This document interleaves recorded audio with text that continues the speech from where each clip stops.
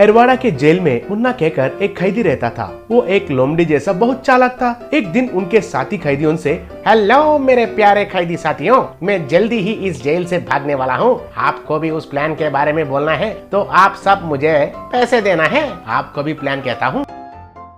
ठीक है, अगर तुम हमारे पास पैसे लेने के बाद तुम अकेला ही भाग गया तो हमारा हाल क्या होगा?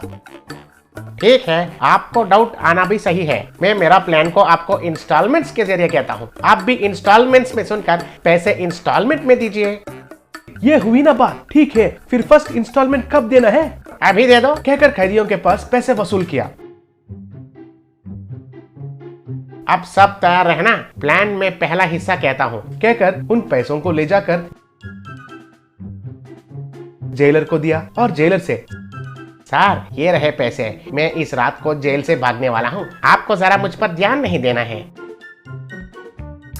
ठीक है रे, अगर मैं देखा तो छोड़ देता हूँ और कोई देखा तो मुझे कोई संबंध नहीं है।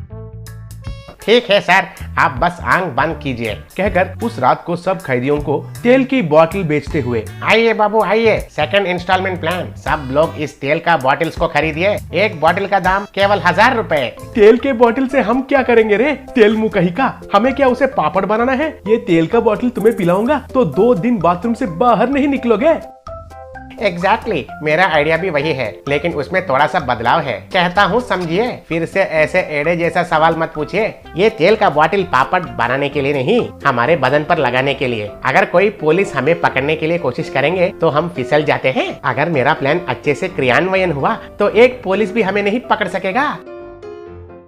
इतना और कॉन्फिडेंस नहीं रहना चाहिए रे मुन्ना। पुलिस को एड़े समझे हो क्या? एक भी हमें क्यों नहीं पकड़ सकेंगे? कैसे नहीं पकड़ सकेंगे? मैं पहले से ही बहुत पुलिस वालों को पैसे देकर खरीद लिया, फिर भी अगर वे हमें धोखा देंगे तो उसके लिए मेरे पास प्लान बी भी तैयार है। इस रात को हम पुलिस लोग खाने वाले बिरयानी में मोशन का दवाई मिला देंगे। वो बिरयानी खाकर एक पुलिस भी बाथरूम को छोड़कर बाहर नहीं निकलेगा। वही समय पर हम आराम से बाहर निकल सकते हैं। अरे सुपर मुन्ना सुपर, तुम्हारे स्केच तो बढ़िया है। इस स्केच को बनाने में कितने कलर पेन्स का इस्तेमाल किया है तुमने? स्केच तो बहुत थ्रिलिंग लग रहा है। ओके ओके, आपका प्रशंसा बाजू में रखिए। जेलमेट्स, अब हम पुलिस के खाने में मोशन का टैबलेट्स को मिलाएंगे, चलिए, कहकर धीरे से रसोई में जाकर उनके खाने में टैबलेट्स को मिला दिया। वो खाना खाकर सब पुलिस वाले बाथरूम के ओर भागने लगे। एक पुलिस वाला, अरे मेरे पेट में तो बहुत गड़बड़ हो रहा है, गुड़ गुड़ गुड़ गुड़ कहकर कबाड़ी खेल रहा है, कहकर बाथरूम में गया। उनके पीछे और एक पुलिस आकर दरवाजे को खटखटाते हुए, अरे वो स्वामी अंदर क्या कर रहा है? जल्दी से बाहर निकलो, मैं रोक नहीं पा रहा हूँ, इधर मेरा डैम खोलने वाला है रे बाबू, कहकर जल्दी करने लगा। ऐसे सारे पुलिस क्यू में खड़े होकर एक बड़ा क्यू बना दिए। बाथरूम के लिए एक से एक झगड़ा करने लगे। इतने में एक पुलिस, अरे बाप रे, इस बाथरूम के लिए इंतजार करके मेरा पैंट खराब हो जाएगा लग रहा है, मैं जाकर उन कैदियों का बाथरूम यूज करता हूँ, कहकर उधर भागने लगा।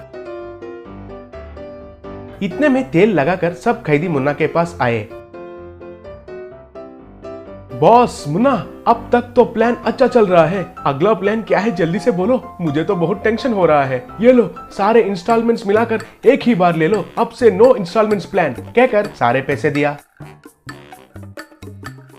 ये देखकर बाकी के कैदी भी मुन्ना को पूरे पैसे दे दिए। वो सारे पैसे एक शर्ट में बांधकर जेल के ऊपर एक पाइप को पकड़कर ऐसे धीरे जाने लगा। उसके पीछे सारे कैदी भी जाने लगे। इतने में उनको देखकर, अरे ये कैदी सब भाग रहे हैं रे, कहकर चिल्लाया।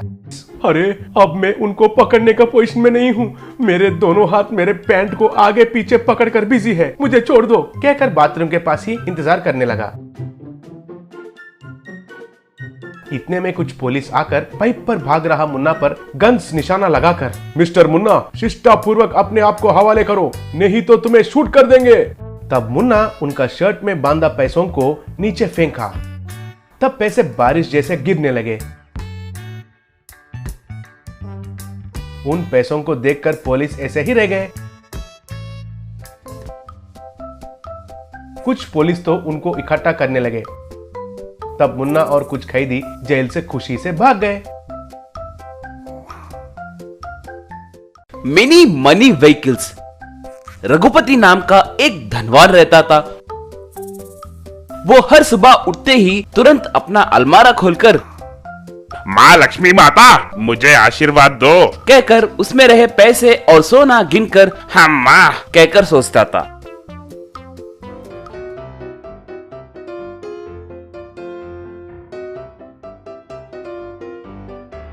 एक बार हरदम के जैसे ही रघुपति अलमारे में से पैसे गिनने लगा, तब उसकी पत्नी आकर, ओ जी, आप यूँ हरदम पैसों की गिनती क्यों करते हो जी? हर सुबह बिना उन पैसों को देखे आपका दिन नहीं गुजरता क्या? कभी आपने मेरी खूबसूरत चेहरा देखा है क्या? सुबह सुबह तुम्हारा मुंह देखने से मुझे क्या मिलेगा री, मगर पैसों को देखूं तो मेरे दिल को तसल्ली मिलेगी। ऐसे आदतों के वजह से ही पिछली बार नौकर चोरी करने के लिए कोशिश किया था। हम खुशकिस्मत थे जो हमारे पैसे चोरी नहीं हुए। अगर गए होते तो हमारी स्थिति क्या होती थी, सोचा है क्या आपने? अब झगड़ा क्यों कर रही हो? इस बार नौकर को हम दोनों उसके बारे में पूछताछ करके ही काम पे रखेंगे, ठीक है क्या? उसी गांव में बंटी नाम का एक मासूम व्यक्ति रहता था। एक बार काम ढूंढते हुए बंटी रघुपति के घर आया। श्रीमान, माँ नमस्कार, मेरा नाम बंटी है। मुझे पता चला है कि आपके घर में नौकर की जरूरत है। क्यों रे, एक बार इसका हिसाब देखो। माफ कीजिए सब, मैं गिनती करना नहीं जानता हूँ। रघुपति तुरंत अपनी पत्नी की ओर देखकर, ये क्या री, ये तो बहुत मासूम आदमी लग रहा है, ये हमें जरूरत है क्या?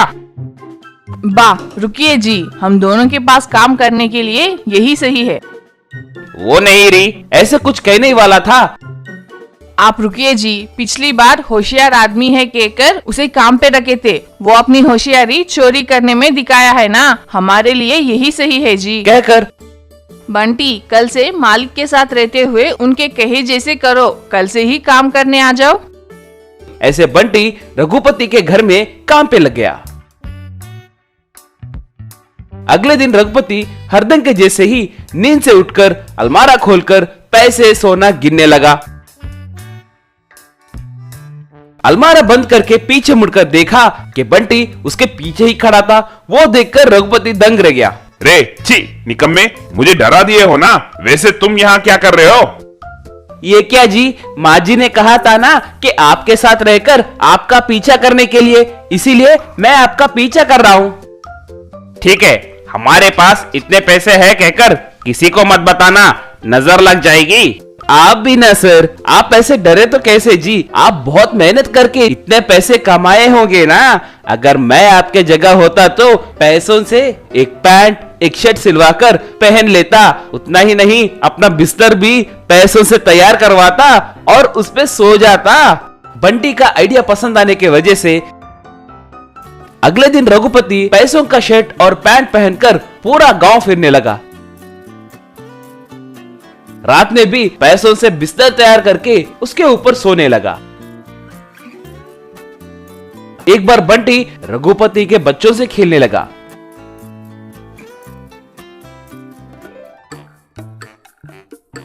बंटी घर में रहे बेकार के कागज को लेकर नाव एरोप्लेन तैयार करके बच्चों को देने लगा और वो उनसे अच्छे से खेलने लगे। रे बंटी, पूरे पेपर्स खत्म हो गए हैं रे। अब कैसे? मुझे और खेलने का मन कर रहा है। मुझे और मिनी व्हीकल्स चाहिए। ठीक है, मैं देख कर आता हूँ। इतने में रघुपति को एक फोन कॉल आया। फोन में, सर, इंटेलिजेंस वाले आपके घर में तहकीकात करने आ रहे हैं, पैसे छुपा कर रखिए। तुरंत रघुपति पैसों को एक बोरी में भरकर रे बंटी बंटी कहकर उसे बुलाया। बोलिए मालिक कहकर भागते हुए आया। रे, इस बोरी को लेकर तुरंत यहाँ से चले जाओ रे। इस बोरी में क्या है साहब? कुछ नहीं, बेकार के कागज है बस। पहले तुम यहाँ से जाओ। बंटी तब उस बोरी को लेकर उन बच्चों के पास आकर, टाटा, ये देखो मैं तुम्हारे लिए कितने कागज लाया हूँ। देखिए अब मैं इनसे कितने बोट्स तैयार करूंगा। कहकर बोरी में से पैसे निकालकर बोट, एरोप्लेन, कार जैसे मिनी व्हीकल्स तैयार करने लगा और बच्चा उनसे खेलने लगा। इतने में पुलिस वाले आकर रघुपति के घर में छानबीन करने लगे, मगर उन्हें कहीं भी पैसे नहीं मिलने के कारण सॉरी सर, शायद हमें किसी ने गलत जानकारी दिया है। आपको तकलीफ देने के लिए हमें माफ कीजिए। कहकर वहां से जाने ही वाला था कि तभी घर के बाहर बच्चों के मनी, कार, बोट, एरोप्लेन को देखकर ऐसा ही, रे पैसों से ये सब किसने बनाया रे? मैंने ही तैयार किया है साहब। आपको पसंद आया क्या? और चाहिए क्या? मैं तैयार करके दूंगा साहब। कहकर बोरी में से पैसे निकाला। ऐसे को पूरी बात समझ में आ गई। ये तुम्हें किसने दिया रे? हमारे मालिक ने हमें दिया है सर। ऐसे को पूरी बात समझ में आ गई और वो रघुपति को तुरंत अरेस्ट करके जेल में डाल दिया।